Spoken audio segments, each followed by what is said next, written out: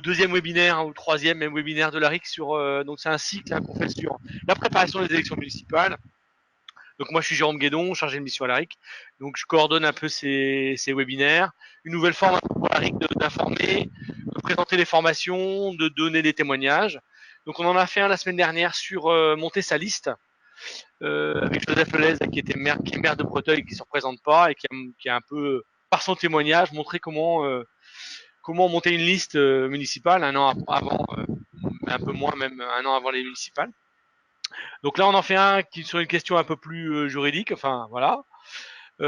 Donc cette présentation communication en période préélectorale, électorale, c'est beaucoup une présentation de la formation, des formations qui auront lieu en septembre, hein, parce qu'en une heure, on ne pourra pas tout voir. C'est une question complexe. Donc, vous ne pourrez pas tout voir. Il y aura sûrement des questions qui resteront en suspens. Nous, ce qu'on vous invitera, c'est d'aller en formation. Là, c'est vraiment une sensibilisation générale. En une heure, on ne peut pas tout savoir. On pourra pas, enfin, Monsieur Trinquier pourra pas tout vous dire. Voilà. Et ben moi, je vais cacher ma caméra. Je vais laisser Monsieur Trinquier en écran principal. Vous avez son diaporama qui va défiler. Par rapport à donc vos questions potentielles, il faudra les écrire sur le chat. Voilà. Donc je vous laisse, Monsieur Trinquier. Je vais couper ma caméra, puis je vais vous laisser vous présenter et puis lancer la présentation. Voilà. Écoutez, Merci. d'abord, merci à toutes et à tous d'être présents aujourd'hui. Alors effectivement, peut-être en guise de présentation, quelques mots, simplement d'abord pour sachiez à qui vous avez affaire. Moi, je suis Jérôme Trinquier, je suis attaché principal. Et à l'heure d'aujourd'hui, je me consacre d'abord à de la formation en un temps qui me semble particulièrement intéressant parce que le temps de la préparation des élections municipales, c'est un temps à la fois individuellement et collectivement passionnant, que ça soit évidemment à titre personnel, mais aussi pour les collectivités dont à un titre ou à un autre nous avons la charge. Très concrètement, alors on m'a bien demandé de ne pas tout vous dire, de ne pas tout vous raconter en une heure, et évidemment l'objet d'un webinaire c'est de ne pas faire la formation à la place effectivement du temps prévu à cet effet. Donc moi ce que je vais surtout essayer de vous faire, c'est de vous sensibiliser peut-être à un certain nombre d'éléments ou de pré-notions ou de grands axes pour que peut-être effectivement dans un second temps on puisse échanger autour de ces éléments-là. Alors, ce qui est absolument certain, c'est que concrètement, j'essaie de faire défiler mon diapo. Concrètement, la communication en période électorale, donc et préélectorale, c'est la période qui s'ouvre actuellement. C'est une histoire de droit, bien évidemment, d'affaires juridiques, bien évidemment, mais pas que. Et j'aurais tendance à dire concrètement, effectivement, qu'on pourrait résumer ça à des textes réglementaires et à des textes législatifs, mais en l'occurrence, il s'agit aussi de retrouver une réalité de terrain, une réalité politique.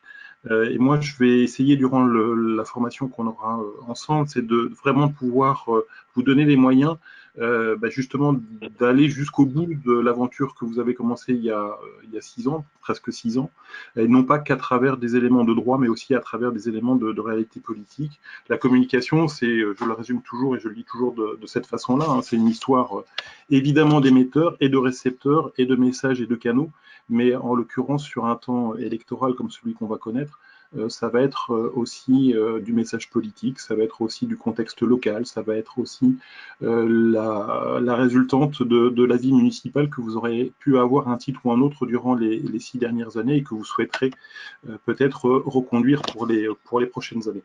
Donc je ne résumerai pas tout cela à une histoire de droit, on fera un petit peu de droit, on verra effectivement que la construction juridique des principes de communication électorale, ces principes-là remontent maintenant à une trentaine d'années.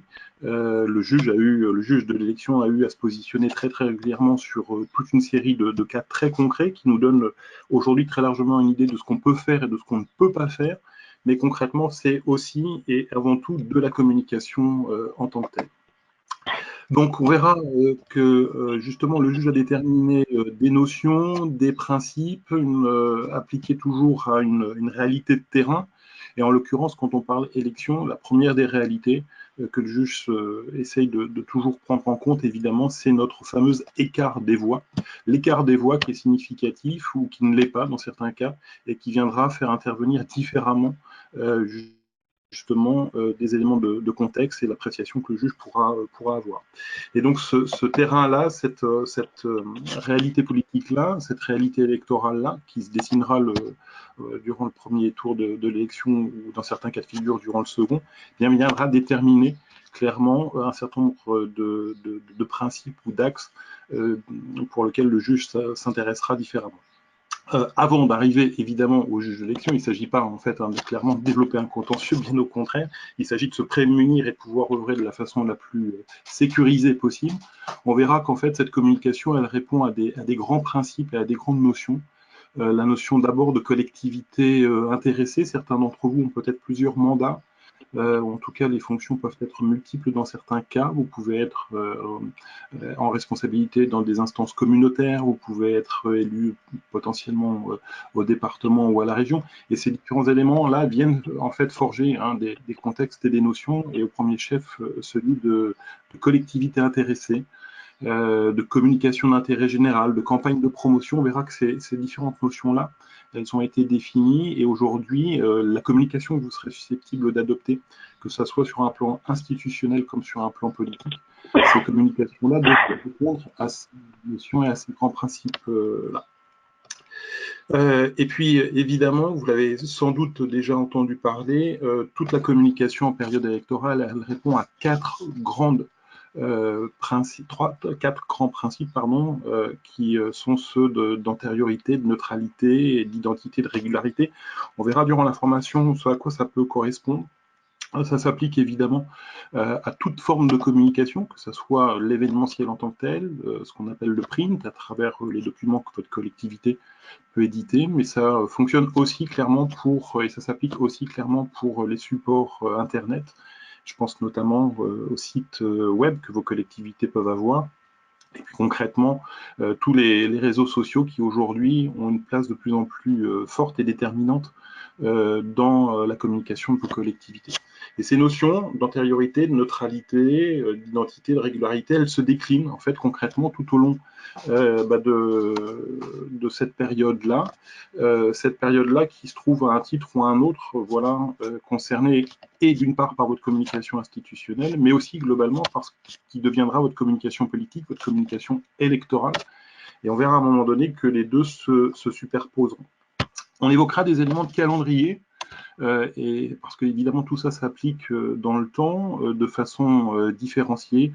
Sans déflorer le sujet, il y a une grande date qui sera à retenir, c'est celle du 1er septembre. Si les élections avaient lieu en mars, si évidemment elles devaient être décalées, le rétro-planning se retrouverait lui-même globalement décalé.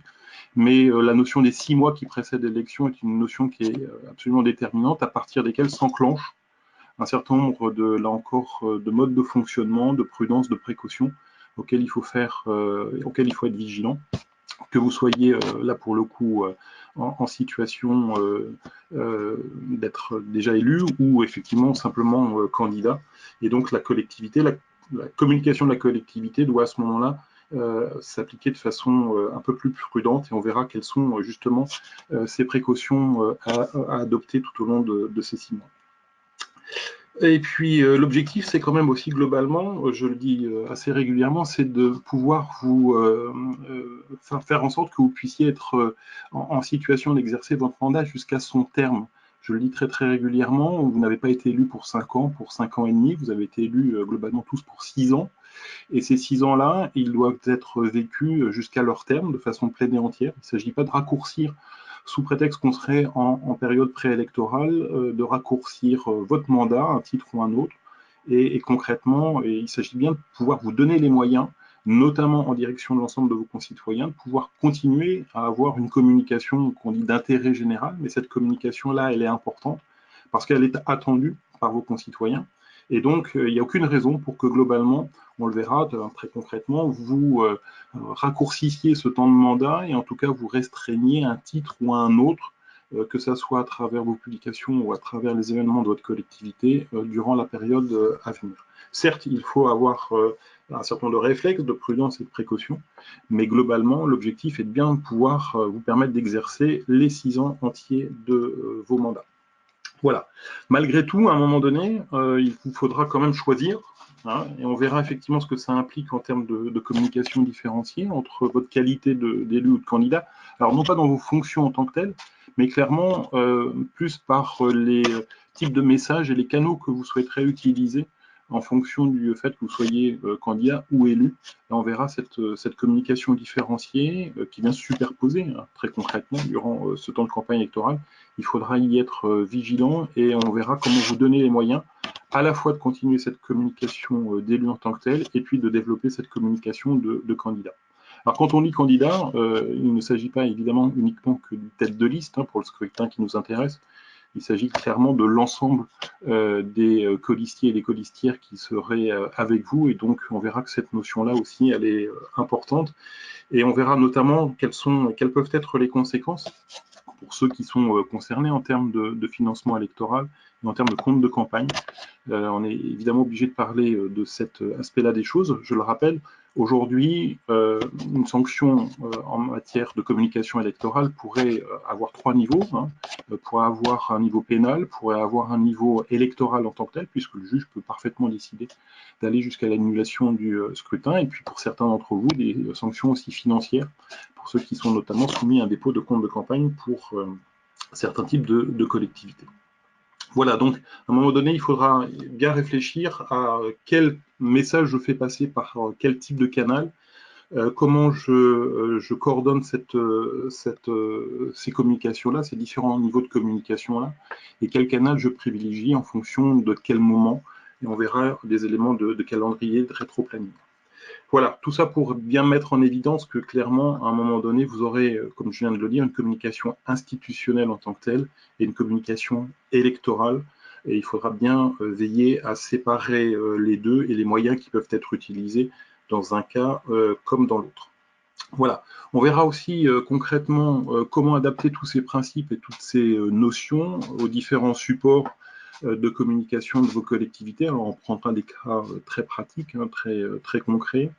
On verra effectivement qu'un certain nombre de règles s'appliquent aux publications du type des journaux municipaux, que ces éléments-là ont aussi leurs conséquences par rapport au support Internet, au support web en tant que tel. Donc, tous ces éléments-là sont à appréhender, et je le répète, vous le ferez de façon on ne peut plus sereine si clairement vous vous mettez en situation d'anticiper en fait la période qui va s'ouvrir à vous. On parlera web, on parlera Internet, on parlera réseaux sociaux, quel que soit le point d'entrée, et on verra qu'au-delà du fait que les réseaux sociaux aujourd'hui ont pris et prennent une place de plus en plus déterminante, clairement aujourd'hui les campagnes électorales se font évidemment sur ce type de support-là, il faut toujours, pour autant, raison garder par rapport aux éléments, l'ensemble de nos concitoyens ne sont pas sur Facebook ou sur Instagram ou sur Snapchat, bien heureusement, j'aurais tendance à dire, mais concrètement, cet aspect-là des choses, il est aujourd'hui effectivement déterminant dans certains cas de figure, et il faut l'appréhender de façon là aussi anticipée. Voilà, et on réfléchira concrètement à la notion même de plan de communication, puisque les communicants le savent concrètement, l'ensemble de ces éléments-là peuvent être coordonnés au travers d'un plan de communication qui se construit. On verra comment en construire un durant le temps de campagne électorale. On verra aussi clairement comment le coordonner avec celui de la collectivité, pour éviter justement ces fameux chevauchements et ces fameuses difficultés que j'évoquais tout à l'heure. Voilà très rapidement, et donc en quelques minutes, très simplement, tout ça pour vous dire effectivement que ça vaut un temps de formation en tant que tel. C'est des notions qui peuvent être connues. Il y a eu quelques modifications quand même néanmoins ces dernières années. Ça nécessite évidemment de se remettre un peu au niveau par rapport au contexte. Le juge intervient évidemment très régulièrement. Concrètement, le juge de l'élection, quel que soit le scrutin, vient prendre des éléments et vient préciser des jurisprudences qui sont, bon, pour autant aujourd'hui quand même relativement stabilisées, mais le juge intervient, et donc notamment au regard des nouvelles formes de communication au travers des réseaux sociaux, clairement, il y a un certain nombre de choses qui sont à rafraîchir. Il est encore temps de le faire, puisque là, globalement, vous êtes dans des temps qui sont globalement relativement éloignés encore du scrutin aujourd'hui. Et donc, je pense que c'est la bonne occasion pour clairement se clarifier un petit peu les idées sur le sujet et restabiliser toute une série de petites notions. Voilà, très rapidement. Jérôme, je ne vous vois plus, mais je pense que vous n'êtes pas loin. Je reprends le. Voilà, je reprends un peu pas la main, mais l'écran. Voilà, donc, reprenez. oui, donc du coup, hein, vous avez balayé un peu l'ensemble de la formation, de ce qu'elle est traitée dans la formation. Juste, donc, je rappelle que c'est possible de poser des questions, à la fois sur le contenu, mais en sachant que de toute façon, ça sera pas, voilà, ça sera une information assez globale. Hein. Donc, les gens, vous pouvez chatter, faut pas hésiter. Je rappelle quand même que les formations, donc c'est 13 septembre, donc à Cesson-Sévigné, pardon, le 18 septembre à Plérin, et puis dans le Morbihan, le 14 octobre à Séné. Donc ça dure une journée.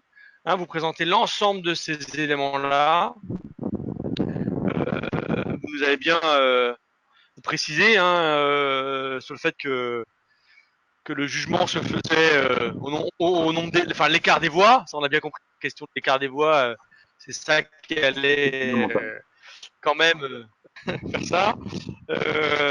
Qu'il fallait bien différencier entre tête de liste et puis élu actuel. Hein. Et qu'il y avait un certain nombre aussi de canaux qu'il fallait utiliser et qui seront utilisés pendant ces périodes-là. Et que la question des réseaux sociaux était importante et à pas négliger. Quoi. Alors je sais pas, personne ne pose de questions. Voilà. Je sais pas si. Alors c'est possible. Si vous me dites ah bah moi je veux bien intervenir, le poser une question orale, c'est possible. Hein, je vous donne la main de façon orale. Moi j'avais aussi des questions que j'avais eues avant que les gens se décident sur ces questions de période, pendant les questions de calendrier, c'est-à-dire les 6 mois. Est-ce que ces 6 mois, comment ils se découpent il y a 6 mois, mais il y a à l'intérieur de ça d'autres, je crois, d'autres périodes. Oui, tout à fait. En fait, les 6 mois aujourd'hui, concrètement, c'est une combinaison de 3 articles du Code électoral. On les verra. Hein. On ne va pas les apprendre par cœur aujourd'hui, ni même plus tard. Mais concrètement, la période des 6 mois, elle a été raccourcie. On était sur une période d'1 an, à partir de laquelle, en fait, concrètement, le point de départ était celui-là. La période de financement de la campagne était ouverte pour ceux qui sont soumis à un compte de campagne. Et donc, de fait, la notion de compte de campagne, en fait, cette notion d'argent. Puis concrètement, il y a aussi des interdictions particulières sur la communication, les campagnes de promotion, ce qu'on appelle les campagnes de promotion, qui sont aussi limitées dans le temps. Aujourd'hui, on est à 6 mois et effectivement, dans cette période de 6 mois, il y a un temps de campagne officieux et un temps de campagne officiel. Je vous le rappelle, hein, vous les connaissez tous, arrive très en amont de l'élection en tant que telle, les fameuses circulaires ministérielles qui prévoient l'organisation des différents scrutins en tant que tels. Et dans cette période de 6 mois, le régime d'interdiction va aller croissant jusqu'au jour du scrutin, puisque concrètement, les moyens qui seront à disposition des candidats vont être limités dans le temps et de plus en plus encadrés dans le temps, jusqu'au jour du scrutin, où bien évidemment, vous le savez, en dehors de l'entretien des panneaux électoraux, les candidats ne peuvent pas faire grand-chose. Voilà. Donc, une première question sur l'histoire en haut. C'est vrai que vous n'en avez pas forcément parlé, sur la prise en charge des coûts. Alors non, alors là c'est le coût de la formation était sur le budget communal ou déjà dans le compte de campagne. Il est sur le budget communal aujourd'hui, hein. Il est sur c'est un droit, c'est le droit à la formation qui s'exerce sur donc ça je réponds du coup qui s'exerce sur votre mandat. Ça, vous avez 6 ans de mandat. Ce droit à la formation, il s'exerce sur les 6 ans de mandat. Vous avez aussi la possibilité d'utiliser vos droits DIF, les droits individuels à la formation, et qui là vont pouvoir se. Alors j'ai un doute, mais c'est 3 ou 6 mois après la formation, vous pourrez continuer à utiliser vos droits au DIF. Alors je rappelle, le DIF, c'est une cotisation individuelle de chaque élu qui est qui est perçu par la Caisse des dépôts et consignations depuis 2015 ou 17. je crois 2017. La convention de la Caisse des dépôts et consignations date de 2017. 2017, voilà. Donc, vous cotisez depuis 2017 sur le DIF. Vous avez le droit sur le compte personnel, là, de façon individuelle, d'accéder à cette formation-là. Donc, partie DIF ou effectivement sur la partie plus traditionnelle de fonds de formation mobilisable dans le cadre du budget de l'élu. Donc, c'est une enveloppe obligatoire hein, qui peut être mobilisée. Alors après, c'est le maire qui décide hein, si cette formation peut être faite dans le cadre de ce budget-là. Mais en tout cas, vous avez le DIF. Si vous êtes élu, vous avez le DIF. Donc ça, c'est la question de... sur toujours ces questions de coût, parce que là, j'avais lu vite, c'était sur la question d'information.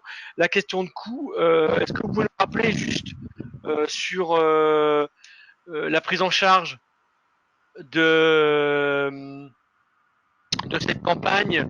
Il y a la question des moins de 3005, plus de 3005, si je ne m'abuse, et sur ce qui est pris en charge ou pas dans le cadre de la campagne. Alors, les problématiques de financement en fait concernent les collectivités à partir de 9000 habitants. C'est un premier seuil à partir duquel concrètement les candidats sont soumis au dépôt d'un compte de campagne et donc doivent évidemment appliquer l'ensemble des règles édictées notamment par la Commission nationale de contrôle des comptes de campagne et des financements. Donc il y a un certain nombre de règles qui sont édictées, mais qui ne concernent que les collectivités à partir de 9000 habitants. Et puis en deçà, vous avez des seuils qui concernent le remboursement des matériels dits officiels, les fameuses affiches qui sont apposées sur les panneaux, les bureaux, les bulletins de vote, les professions de foi. Et donc là, on est sur des seuils qui peuvent être différenciés à partir de 1000 ou de 2500 habitants. Voilà, donc ça, c'est des éléments qu'on regarde aussi durant la campagne, c'est concrètement à partir de quel seuil vous êtes soumis à ces obligations-là, sachant que pour ceux qui sont soumis à l'obligation du dépôt d'un compte de campagne, concrètement, le fait de ne pas concrètement ces dispositions-là pourra entraîner l'annulation de l'élection et l'inéligibilité en soi des candidats. Donc aujourd'hui, concrètement, il faut vraiment attention à ces éléments-là et intégrer les bons éléments au sein du compte de campagne quand vous y êtes soumis. On a une question là sur concrètement, est-ce que vous pouvez dire par exemple qu'est-ce qu'on peut pas faire à partir du 1er septembre? En gros, qu'est-ce qu'on peut pas, par exemple, qu'est-ce qu'on peut pas faire? Très concrètement, à partir du 1er septembre, c'est toute la communication institutionnelle qui va être particulièrement regardée. Et pour faire très, très simple, le juge potentiellement regardera si la communication n'a pas servi à un titre ou à un autre au candidat en tant que tel.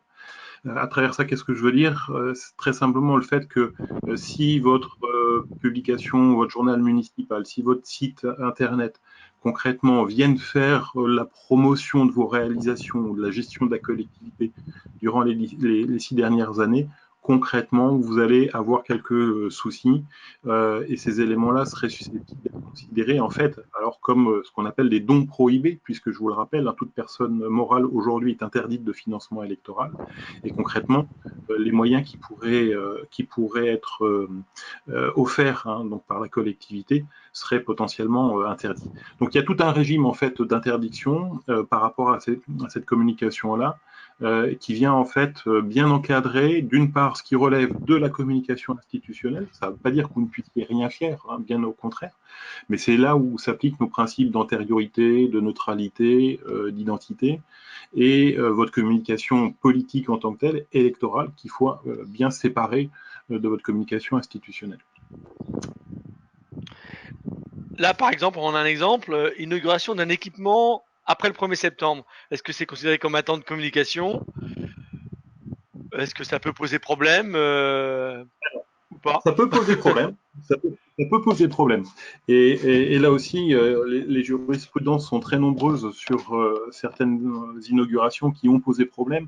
Alors, il est évident que quand on inaugure un équipement, trouver un principe d'antériorité, en fait, concrètement, c'est assez difficile. Vous allez me dire qu'on ne va pas inaugurer toutes les semaines une halte garderie, une crèche, une médiathèque ou un équipement municipal. Et vous avez raison à ce titre-là. puisque vous n'en construisez pas toutes les semaines et de fait, vous n'en inaugurez pas toutes les semaines. Ce que va regarder le juge, c'est d'abord concrètement le fait que vous ayez annoncé la création de cet équipement-là bien en amont. Et là, pour le coup, l'antériorité, elle s'apprécie aussi à travers la publicité que vous aurez pu donner à la construction de cet équipement-là. Et puis, il va aussi regarder les conditions dans lesquelles cette inauguration va se faire. Si, d'une façon générale, sur votre territoire, habituellement, quand vous inauguriez un équipement, vous invitiez, je vais prendre des chiffres farfelus, mais 300 personnes, et puis que vous étiez sur un petit buffet dînatoire. Concrètement, si pendant la période préélectorale et à partir du 1er septembre, vous invitez 3000 personnes et que vous offrez du champagne à tous les invités, là, le juge viendra sanctionner et considérera qu'il s'agira d'une manœuvre électorale. Donc, vous voyez, en fait, les éléments, ils sont très concrets. Il s'apprécie évidemment au cas par cas, il s'apprécie en fonction des situations locales, mais surtout, il s'apprécie en fonction de ce que vous êtes déjà en situation de faire. Et cette période du 1er septembre, elle est intéressante, la date du 1er septembre est intéressante en soi. Concrètement, aucun élément de votre communication, notamment institutionnelle, ne pourra évoluer à partir du 1er septembre, être considéré comme œuvrant à la recherche des suffrages de vos concitoyens. Concrètement, ça veut dire quoi? Ça veut dire que si votre bulletin municipal, jusqu'alors, il était à fréquence trimestrielle et c'était un 16 pages, si à partir du 1er septembre, vous retrouverez sur un 24 pages ou un 48 pages et que vous en faites un hebdomadaire, là, le juge viendra considérer que la manœuvre électorale est claire et manifeste. Donc, on est sur des choses très, très concrètes, mais pour répondre très directement à votre question, oui, vous pouvez continuer à inaugurer dans des formes habituelles, comme vous pouvez continuer à organiser votre cérémonie de vœux en une forme habituelle, comme vous pouvez continuer à alimenter en information à caractère général vos publications et votre site internet. D'accord, je pense que c'est clair. Et si on revient un peu sur les fondamentaux, là, l'antériorité, etc. Donc c'est vraiment là-dessus que. Là, il y a une question qui est plutôt adressée à l'ARIC. Pour préciser, un non-élu candidat peut-il prétendre aux formations ARIC? Eh ben, je vais répondre que non. C'est vrai que dans le cadre des formations, c'est soit, comme je disais tout à l'heure, soit sur l'enveloppe formation du budget communal, donc qui s'adresse aux élus, hein, soit sur le DIF individuel, le droit à l'information, droit individuel à la formation, mais qui est un dispositif élu et qui s'adresse qu'aux élus qui ont cotisé depuis 2017. Voilà, donc on a les formations classiques en tout cas ne s'adressent qu'aux qui demandent une rémunération d'un formateur et l'organisation d'une formation. Par contre, aujourd'hui, pas mal d'organismes comme nous, comme Bruded, proposent des rencontres gratuites. Comme là, aujourd'hui, moi, c'était ouvert aux élus, mais aussi aux gens que ça pouvait intéresser sur les listes. Hein. On me l'a demandé, moi j'ai dit, moi qu'on soit 20 ou 40 ou 50 ou 100, pour nous, le travail est le même.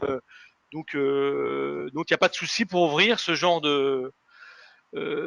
parce que c'est gratuit. Voilà. Mais par contre, pour tout ce qui est formation classique de notre calendrier, de notre catalogue, elles ne sont pas ouvertes aux non-élus. Voilà. Alors, est-ce qu'il y a d'autres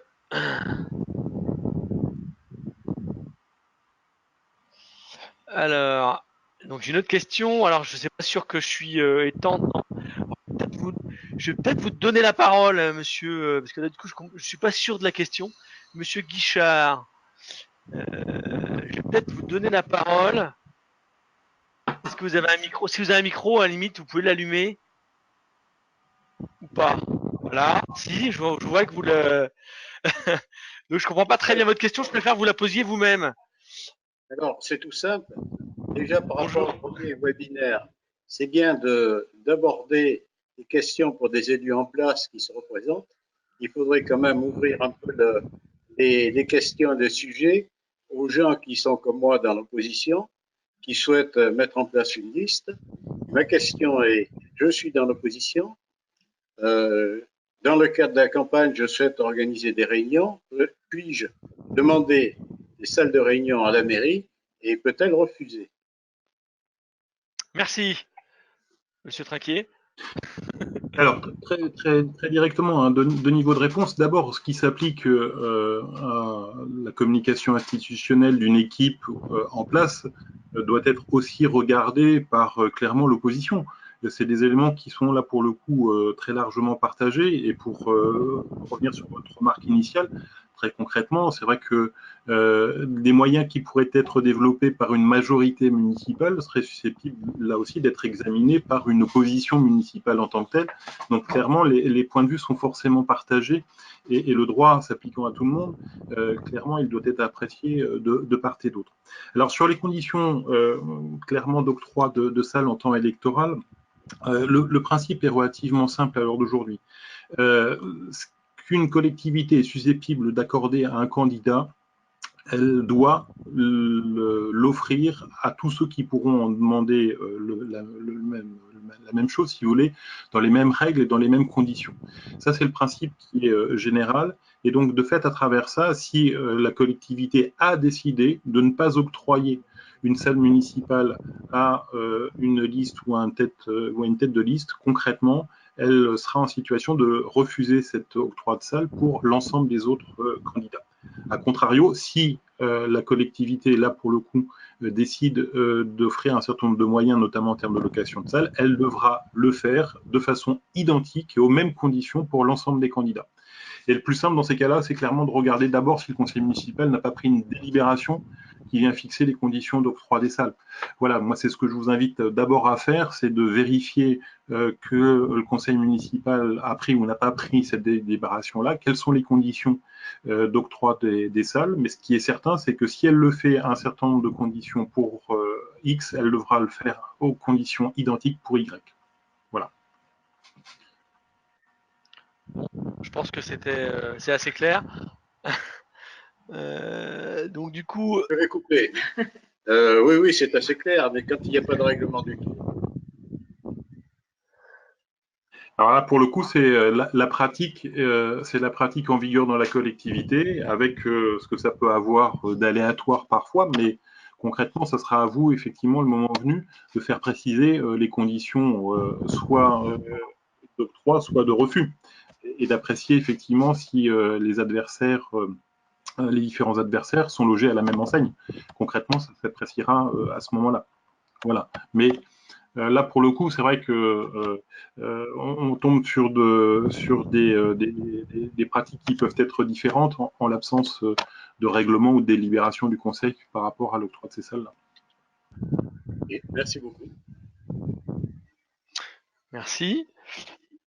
Alors, est-ce qu'il y a d'autres questions? Il y avait des questions sur les nouveautés depuis 2014. Pareil, je vais vous laisser la parole parce que nouveautés, comme j'ai raté le fil, Monsieur Honoré, je vais vous donner la parole si vous avez un micro parce que comme je suis pas certain de nouveautés par rapport à quoi. Donc je vais vous laisser prendre la parole. Alors, si vous avez un micro, je veux bien que vous l'activiez, Monsieur Honoré. Alors je vous vois pas sur la liste, mais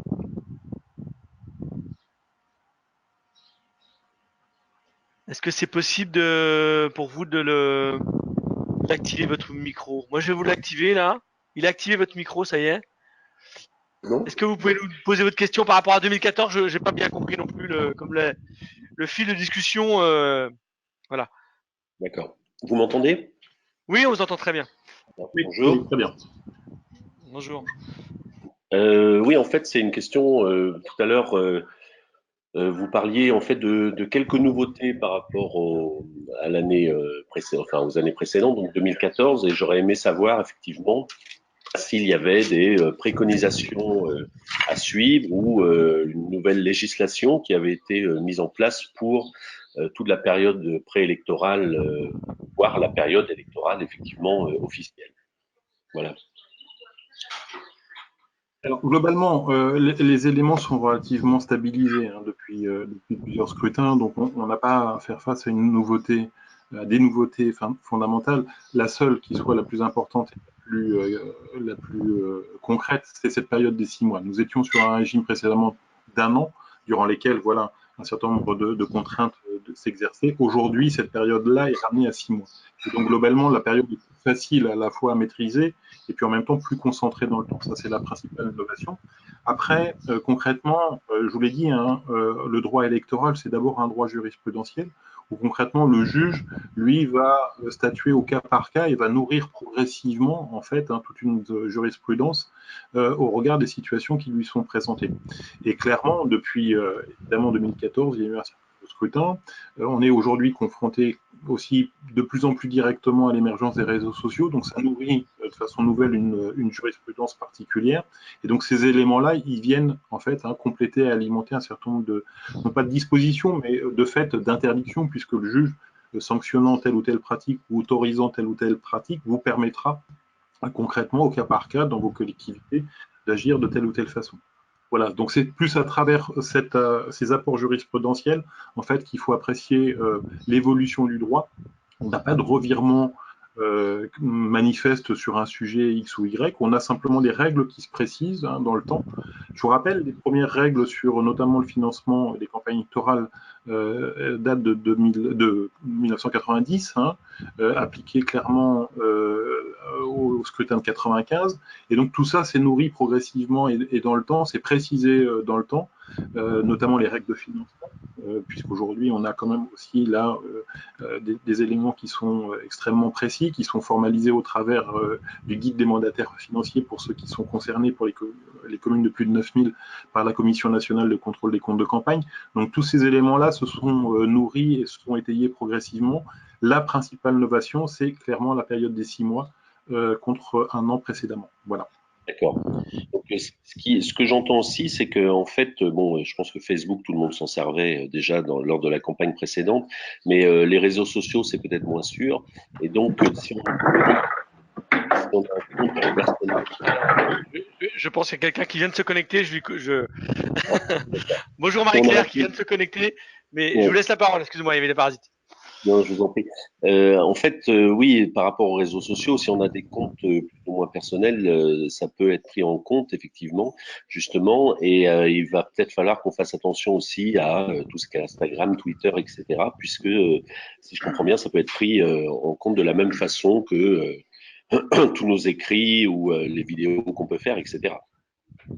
Tout à fait. De toute façon, soyons très clairs, les règles qui s'appliquent au papier s'appliquent aujourd'hui aux réseaux sociaux et à l'Internet d'une façon générale.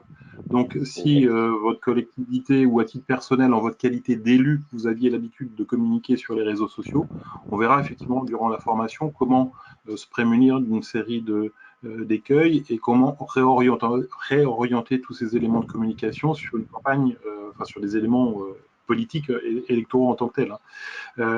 J'ai évoqué tout à l'heure vraiment clairement la notion de séparation entre élus et candidats. À un moment donné, clairement, il va vous falloir choisir quel type de message vous allez vouloir adresser à quel type de cible avec tel type de canal, selon que vous soyez élu ou selon que vous soyez candidat. Mais clairement, le mélange des genres en matière électorale, généralement, est assez sanctionné. Quels que soient les types de scrutin, et on s'aperçoit effectivement que clairement, le juge est assez strict par rapport à ces mélanges des genres. Voilà. Très bien, merci. Mais pour revenir sur juste 15 secondes sur ce que vous disiez, déjà, en 2014, certes, les réseaux sociaux avaient leur importance, certes, Facebook avait déjà son importance, mais clairement, il y a un certain nombre de grandes tendances qui se sont quand même dessinées durant ce mandat-là, et l'émergence de nouveaux réseaux sociaux comme Instagram ou comme Snapchat, avec des cibles bien particulières. Je ne vous dis pas effectivement qu'il faille nécessairement communiquer sur Snapchat durant votre campagne électorale. Ça induit clairement de nouveaux modes de fonctionnement qu'il faut aussi appréhender et auxquels il faut être vigilant. Aujourd'hui, le temps immédiat dans lequel se situent les réseaux sociaux n'est pas forcément une bonne chose pour un temps de campagne électorale. On s'en aperçoit et on s'en est aperçu durant les précédents scrutins, notamment, il faut regarder les européennes, on s'est aperçu que l'immédiateté des réseaux sociaux n'est pas forcément une bonne chose en termes de droit en tant que tel. Merci. Donc, pendant ce temps-là, on a eu d'autres questions. Je pense que elle revient à la question de tout à l'heure. Des réunions avec des riverains peuvent-elles toujours avoir lieu sur les travaux en cours? Alors, ce que j'entends dans la question, Ce qui me plaît déjà dans la question, c'est de toujours avoir lieu. Ça voudrait dire effectivement que concrètement, il y en a déjà eu lieu précédemment, et s'il y en a déjà eu lieu précédemment, oui. Simplement, n'inventez pas de nouvelles formes de communication avec vos concitoyens à partir du 1er septembre. Là, vous risquez de contrevenir quand même aux dispositions réglementaires en vigueur. Mais si des réunions de cette nature-là ont déjà eu lieu, oui, vous pouvez les continuer en une forme identique et dans un format global identique. Mais oui. Une autre question sur, on parlait des coûts tout à l'heure, le coût de location d'une salle pour une réunion publique pendant la campagne peut-elle faire l'objet d'un remboursement au même titre que l'impression des professions de foi et des bulletins de vote? Bon, je crois que ça c'est bien écrit. Alors concrètement, là, on est sur deux types en fait de comptabilisation différentes. Vous avez d'un côté ce qu'on appelle le matériel officiel dans le cadre de la campagne officielle, donc profession de foi, bulletin de vote, et puis profession de foi, bulletin de vote, et puis les affiches. Voilà, concrètement, alors, dans des formats bien déterminés, ça se compte au millimètre près et au grammage près, donc ça, bon, on verra ça durant la formation. Mais ça, c'est d'un côté le remboursement du matériel officiel. Et puis de l'autre côté, vous avez clairement, à partir de 9000 habitants, les dépenses électorales en tant que telles, donc soumis à un plafond, soumis potentiellement à un remboursement. Et l'allocation d'une salle, oui, rentre dans la comptabilisation du compte de campagne en tant que tel, avec simplement un petit élément. Alors là, ça pas bien, vous entendez pas bien à ce moment-là, on vous entendez pas très bien, c'est bien 9000 habitants. Vous avez bien précisé. Oui, tout à fait. Ouais, 9000. Hein. 9000 donc là, nos participants, ils sont plutôt dans des communes plus petites. Et donc la personne qui pose la question, et je crois dans une commune plus petite. Donc voilà, c'était juste. C'est bien le 9000 habitants pour la prise en compte des coûts de location. En dessous, vous êtes globalement libre de faire ce que vous voulez. Évidemment, tout ça n'est pas retracé dans un compte de campagne. Simplement, pour ceux qui seraient éventuellement soumis clairement à ce compte de campagne-là, ce qui est important, et on l'a vu notamment lors des dernières présidentielles, c'est clairement que ne soit pas octroyé de réduction significative par rapport au prix du marché. Alors, je traduis ça en un jargon non juridique. Concrètement, quand vous bénéficiez d'une prestation par un prestataire X ou Y, que ce soit pour de l'impression, pour la location d'un local de campagne, de location d'une salle, il faut que ça soit au prix du marché et comptabilisé au prix du marché. Les réductions de 20, 30, 50%, faites en toute bonne foi, bien évidemment, clairement, là, pour le coup, sont aujourd'hui sanctionnées par le juge. D'accord. Mais donc, vous vous rappelez bien que c'est bien la règle pour les moins de 9000, on a bien le remboursement des professions de foi, des bulletins et des affiches. Et au-dessus de 9000, vous avez tout le reste qui peut être mis dans un compte de campagne avec une association. Vous avez comment on appelle ça, un mandataire financier. Un mandataire financier, voilà, c'est ça. Mais on est bien sur ce 9000 et moins, plus de 9000 et moins de 9000, quoi. C'est bien à préciser ça. C'est la question. Voilà. Alors, ça peut être assez clair, vous dites qu'on Non, on peut pas se faire. Donc, pour les moins de 9000, on ne se fait pas rembourser les frais de salle. Non. C'est pas compris dans les comptes. Il n'y a pas de compte de campagne. Les comptes de campagne, c'est que pour la partie affiche, bulletin et profession de foi. Enfin, ouais, c'est ça. Voilà, campagne officielle, matériel officiel, campagne officielle. Alors là, il y a une question autour des comptes bancaires spécifiques pour la circonstance et qui doit l'ouvrir.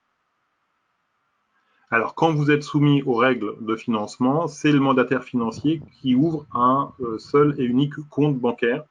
Le mandataire financier pouvant être une personne physique ou une association de financement, mais qui se trouve spécifiquement dédié au financement de la campagne électorale. Ce n'est pas le comité de soutien, ce n'est pas le groupe d'élus majoritaires, ce n'est pas l'association Théodule, c'est une association de financement électoral qui est spécifiquement dédiée au financement de la campagne, qui a la qualité de mandataire financier. Et je vous le rappelle, là encore, pour les collectifs qui sont concernés, donc plus de 9000, on insiste bien sur ce seuil-là, c'est une formalité substantielle, c'est-à-dire que votre candidature ne sera pas enregistrée par le bureau des élections si vous n'avez pas de mandataire financier. C'est des éléments qui sont liés et qui sont pour le coup substantiels, et donc vous ne pourriez pas vous présenter si vous n'aviez pas de mandataire financier, si vous êtes concerné par le seuil de 9000. Voilà.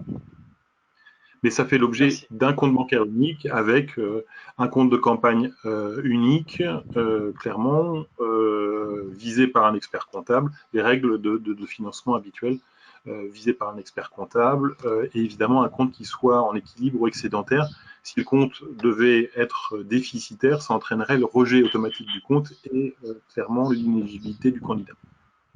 Ce qui veut dire qu'à moins de 9 000, ça peut être une association de soutien qui finance la campagne avec les dons des gens qui sont des colistiers ou des dons de gens qui soutiennent.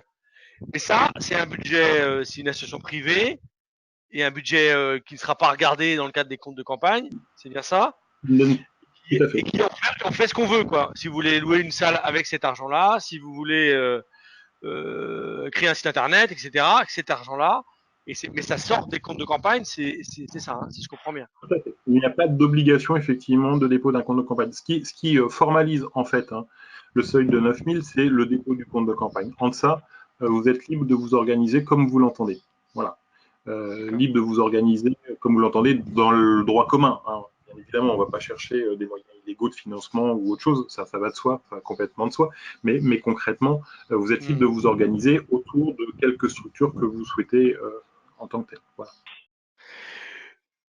Une question que je comprends pas forcément. C'est pareil, Madame Marianne Latou. Ce que je vous propose, c'est de la poser directement parce que je suis pas sûr d'être le bon. Alors, si vous avez un micro, je sais pas si vous avez un micro. Alors, je crois que je vous l'ai ouvert votre micro là. Oui, bonjour. Oui, bonjour. Ça marche. Il s'agit de mobilier urbain. Donc, dans le cadre du changement de mobilier urbain, il y a donc des panneaux électroniques qui sont prévus. C'est quelque chose de nouveau sur la collectivité.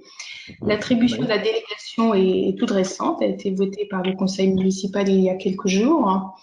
Donc, qu'en est-il par rapport à l'installation de ces nouveaux panneaux, puisqu'on peut aussi les voir comme étant des nouveaux supports? Et l'entrée en vigueur du fonctionnement des panneaux aura lieu quand concrètement? Après le 1er septembre. Oui, alors je vous conseillerais globalement d'être relativement prudent par rapport à ça.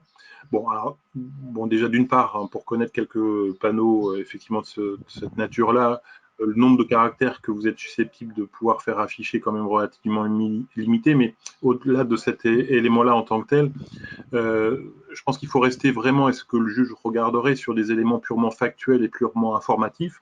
Alors, ce sont certes de nouveaux moyens, là pour le coup ne peuvent pas être appréciés au regard d'une antériorité en tant que telle, mais ça sera plutôt le contenu qui sera apprécié à ce moment-là. Et là, en l'occurrence, ce à quoi vous devez être vigilant, c'est de ne délivrer qu'une information à caractère général, factuel, global, par rapport certes effectivement au fonctionnement de la collectivité, mais pas plus que ça. Voilà. Il faut vraiment là pour le coup se limiter, mais en même temps, c'est pas le type de support qui franchement autorise de grands discours et de grands messages. Donc, par la force des choses, de toute façon, vous seriez limité, mais que du factuel et que de l'informatif. Mais vous pouvez les utiliser. En l'occurrence, je pense que vous aviez quand même prévu depuis quelques mois, ne serait-ce qu'à travers la délégation en tant que telle et la formalisation de la délégation, l'installation de ces panneaux-là. Donc, c'est pas quelque chose de totalement nouveau qui pourrait être apprécié comme une manœuvre électorale en soi. Merci, ça répond à votre question? Oui, tout à fait. Merci. Bon. Merci. Vous avez coupé votre micro, parfait. Tout le monde rentre bien dans l'exercice, c'est bien. Couper son micro, rallumer, c'est très bien. Alors, j'arrive au bout de mes questions là. S'il n'y a pas d'autres questions, moi j'en avais pas forcément d'autres comme ça. Donc si vous n'en avez pas dans les 2 minutes qui viennent, de toute façon on va clore. Hein. Le message qu'on veut faire passer, c'est que c'est une sensibilisation et que on organise des formations sur ce sujet-là.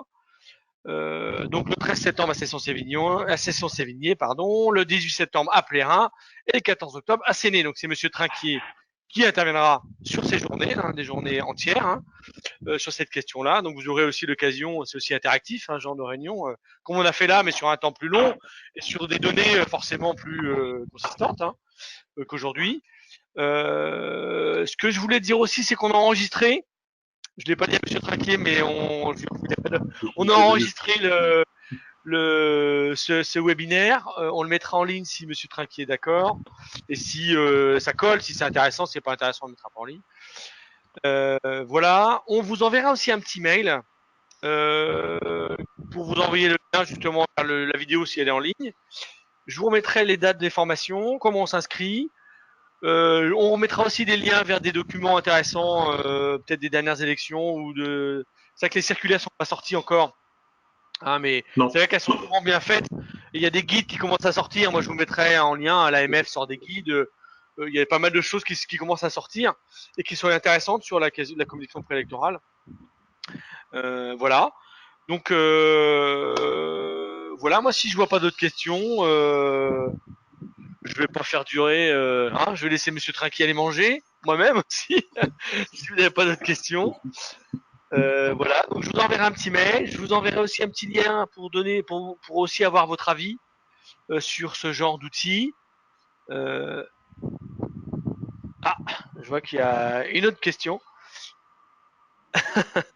Il y a d'autres questions qui arrivent. Alors, est-ce que lors de la formation, il y a un temps plus pour les communes de supérieur à 9000 et sur les autres? Je pense que dans votre type de formation, vous adressez aux petites surtout, ou aux gros, enfin, vous avez les deux éléments. Au plus de 9000 ou moins de 9000. Pour faire le prolongement par rapport à ce que vous évoquiez concernant l'inscription en tant que telle, moi ce que je vous invite déjà globalement, c'est de venir en temps de formation avec éventuellement vos supports des cas de communication. Et globalement, la formation là s'adresse principalement aux collectivités, aux petites collectivités ou aux collectivités de taille moyenne, et on rentre vraiment dans le concret. Hein. Vous le verrez, c'est vraiment regarder la forme de vos supports, c'est regarder vos sites internet, c'est regarder vos journaux municipaux, c'est regarder l'organisation de votre cérémonie de vœux. On rentre vraiment dans des éléments très concrets et ça nous permet vraiment de faire du travail au cas par cas. Et c'est en ça que voilà, ça justifie la formation sur une journée, puisque concrètement, ça nous permet de partager ces éléments-là, d'essayer de se prémunir de faux pas et de pouvoir essayer de planifier en fait la période qui s'ouvre à nous jusqu'à la date de l'élection. Donc moi, je vous invite vraiment au moment de la formation, c'est d'arriver avec vos supports ou les liens de vos supports, de nous les faire passer par la RIC évidemment avant. Ça permet de travailler, ça permet de faire du concret de façon très, très, très efficace. D'accord, merci. Donc, ça sera adapté aux gens qui sont là. C'est ça la réponse que vous donnez, c'est que ça va être adapté beaucoup à vos situations que vous avez actuellement. Donc, moins de 9000, forcément, il y aura plus de communes. Nous, dans nos formations, c'est souvent des communes de moins de 9000 qui viennent. Hein. Là-dessus, c'est sûr.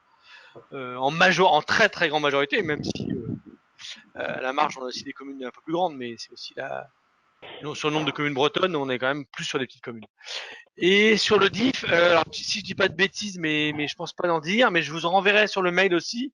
Oui, le DIF, c'est une inscription individuelle, c'est votre droit à la formation de DIF, et donc ça passe pas par la mairie. Je vous le renverrai quand même parce que c'est pas moi qui gère ça ici à la RIC, et donc du coup, je ne suis pas certain, mais je vous renverrai en tout cas les modalités pour le DIF, je vous le renverrai dans le mail aussi. Et puis la dernière question, c'est est-ce que les précédents webinaires sont accessibles? Oui, alors il a été mis en ligne il y a 10 minutes, le précédent webinaire, sur monter sa liste municipale avec Je le lèse. Donc il est en ligne. Donc vous pouvez y aller sur notre site internet, c'est la dernière actu. Donc ça c'est bon, il est en ligne. Et celui-là, dès qu'il sera en ligne, on vous... alors la formation est-elle destinée, on a parlé tout à l'heure, la formation est-elle destinée aux élus en place, mais pas auprès des nouvelles listes? Bah non, elle est effectivement pour les élus en place. Hein. C'est une question qu'on a eue tout à l'heure en disant que c'est les élus en place qui ont accumulé du DIF ou qui ont droit à la formation dans le cadre de l'enveloppe formation du budget communal. Voilà.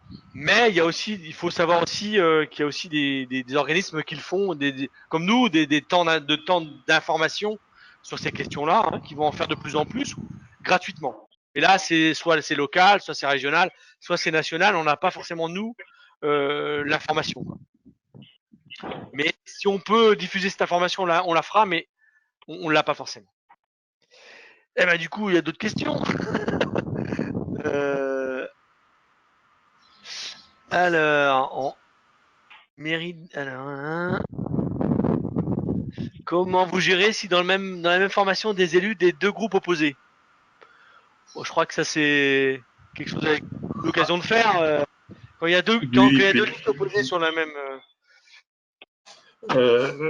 Clairement, bon, d'abord en rappelant que le droit s'applique à tous, hein, et c'est le même droit, et il n'y a pas un droit majoritaire et un droit d'opposition en tant que tel. Et puis ça participe bien évidemment de la bonne entente d'abord que les uns et les autres sont susceptibles d'avoir avant même de rentrer en formation.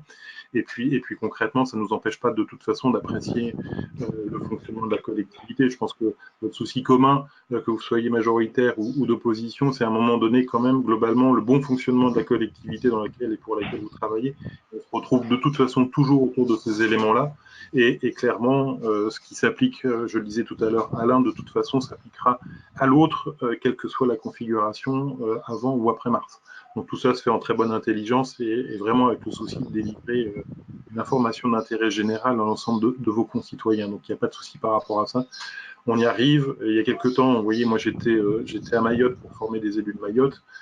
Et concrètement, on avait 3 listes en présence ou 3 représentants de liste en présence et on a passé un très très bon moment à évoquer tout ça. Voilà. Ouais, mais je pense qu'aussi la RIC, si on promeut cette question aussi de la pluralité, et les formateurs jouent le jeu aussi, c'est-à-dire qu'on joue la pluralité, on a des gens de tous bords politiques, et on essaie d'être un lieu un peu neutre pour délivrer nos formations, et voilà. Donc ça c'est un principe, nous on n'a jamais de retour là-dessus, en tout cas sur le nombre de formations qu'on fait depuis que je suis à la RIC, jamais de retour là-dessus. Ça se passe toujours bien, toujours bien. Le sujet s'y prête pas. Si on parlait stratégie électorale, là, effectivement, à un moment donné, ça pourrait concerner des situations plus individuelles, hein, ou plus collectives dans le sens de liste, mais là, en l'occurrence, le sujet ne s'y prête absolument.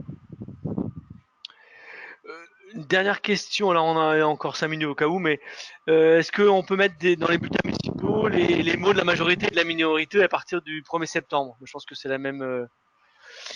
Il peut y avoir des mots de la majorité et de la minorité. Oui, alors ce qu'on appelle les tribunes d'expression d'une façon générale, évidemment. Alors il y a une première chose qu'il faut regarder d'abord si le règlement intérieur ne contient pas un certain nombre de dispositions qui seraient spécifiques aux temps préélectoraux. Bon, ça c'est la première des choses. En dehors de ça, concrètement, oui, à partir du moment où le message n'est pas électoraliste et à partir du moment où le message ne relève pas de la polémique électorale, c'est un domaine assez particulier, assez sensible, hein, puisque concrètement, ça la relève en fait des pouvoirs du directeur de la publication, comme on dit, mais concrètement, rien ne l'empêcherait pour autant à faire paraître des billets qui soient à nature électoraliste. Ça serait extrêmement malhabile, mais là, pour le coup, ces pouvoirs de directeur de la publication sont relativement limités. Mais globalement, oui, vous pouvez continuer à faire des éditos, vous pouvez continuer à faire des tribunes, vous pouvez continuer clairement à vous exprimer à un titre ou à un autre, évidemment sans mélanger votre qualité d'élu et votre qualité de candidat. Ça, c'est le principe. D'accord, merci. Donc, deux questions techniques là. Alors, monsieur, donc du coup, sur la liste en place, tous les élus peuvent aller aux formations. Hein, donc, ceux qui créent une liste et qui sont dans l'opposition peuvent venir en formation. Ça complète. Hein, là, il y a une question là-dessus, donc ça complète ce que vous dites, ce que vous disiez, monsieur Traquet tout à l'heure. C'est qu'on est ouvert aux élus de la majorité et de la minorité, qu'ils montent ou pas une formation par la suite, que ce soit tête de liste ou pas tête de liste. La dernière question sur sur le DIF, je vous renverrai directement à Monsieur Renaud, je vous renverrai directement. Il y a plusieurs personnes qui ont posé la question sur le DIF. Je ne voudrais pas dire de bêtises, donc la procédure DIF, je vais vous la renvoyer par mail à vous directement. Ça va être plus simple. Je le renverrai aussi à tout le monde avec le lien de la vidéo, mais je renverrai à ceux qui ont posé les questions sur le DIF, je leur renverrai individuellement la procédure. Ok, merci. Et une tribune est-elle possible? Alors, ça va être la dernière question. On a dit qu'on faisait pile poil 1 heure. On s'y tient. Dernière question, une tribune est-elle possible si arrêt pendant plusieurs années? Si elle redémarre au 1er septembre, si je comprends bien. Franchement, je vous le déconseille, parce que là, pour le coup, ça pourrait donner lieu à mauvaise interprétation, et pour le coup, le principe d'antériorité, là, ne se retrouverait pas. Donc, franchement, ne vous lancez pas dans de nouvelles opérations, dans de nouveaux type de présentation, nouveaux supports de communication à partir du 1er septembre, c'est franchement pas le moment. En revanche, vous avez jusqu'au 1er septembre pour poser ce principe d'intériorité. Et justement, c'est intéressant qu'on se parle aujourd'hui. Concrètement, hein, si votre collectivité souhaitait faire perdurer au-delà du 1er septembre de nouveaux moyens de communication, évidemment, il faudrait qu'ils aient existé avant le 31 août pour provoquer cette intériorité. Voilà. Et donc, pour répondre à votre question, franchement, je vous déconseille de vous lancer dans une tribune. À partir du 1er septembre, ça serait très malvenu. Voilà, eh ben, je crois qu'on a épuisé toutes les questions. Donc j'ai bien dit que je renverrai quelque chose sur le DIF à ceux qui ont posé la question. Je renverrai un mail avec la vidéo, un certain nombre d'éléments que nous on a comme ressources, etc. sur la communication préélectorale. Et puis eh ben, je vous invite à aller aux formations. Hein. Je crois que c'est là où Monsieur Trinquier vous a même proposé d'apporter vos documents pour avoir un avis. Donc allez-y, c'est toujours un moment intéressant de rencontrer d'autres élus, pour rencontrer d'autres élus. Hein, donc voilà, et d'échanger avec d'autres. Voilà, je vous remercie Monsieur Trinquier pour ce webinaire très intéressant. On a tenu notre timing.